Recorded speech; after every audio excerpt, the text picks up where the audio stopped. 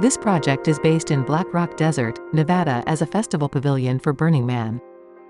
The biopolymer is the primary material in this pavilion design, and helps combat the chemical burns experienced by festival goers by neutralizing the basic properties of the site's dirt. Panels come together in the desert to form an open-top pavilion for visitors to enjoy protection from the wind and sun exposure. The wall wraps around the site, peeling out at one end to allow visitors to walk and experience the double wall condition. The panels form a modular system, where each panel block interlocks with another to form a puzzle piece design. The panel-to-panel gap allows a small degree of bending for a simple curved surface when all panels come together. A base wooden frame creates the shape and structural rigidity for the cast biopolymer sheet to spread over. Robotically extruded 3D printed toolpaths layer on top of the cast formwork at 4 mm apart.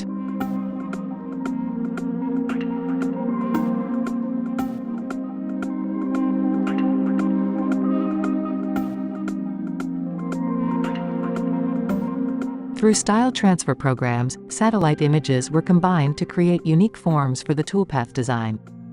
The toolpath patterns are derived from the generated landscape textures.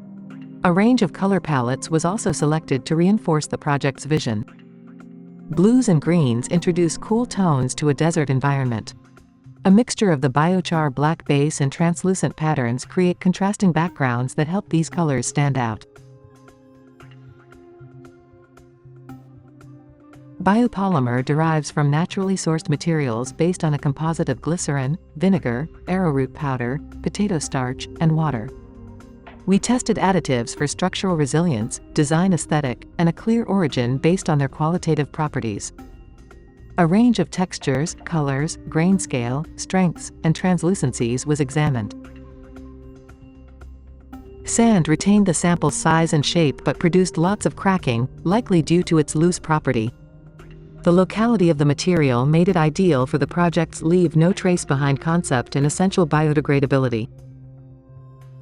Biochar's high color contrast, no cracking, and high degree of flexibility made it a great base. However, the additive showed the most shrinkage from its original size. Paper pulp provided a balance of flexibility and torsional strength, as well as retained the sample's original size. Sawdust created a highly textured sample, but it provided little to no structural rigidity. Iron oxide gave a rich red color, but cured with large cracks in the sample. We extruded with a base layer of biochar and top layers of dyed paper pulp for rigidity and visual impact. These additives allowed us to create visually vibrant color contrasts while retaining the flexibility and stiffness needed for the biopolymers to mount over the panel frames.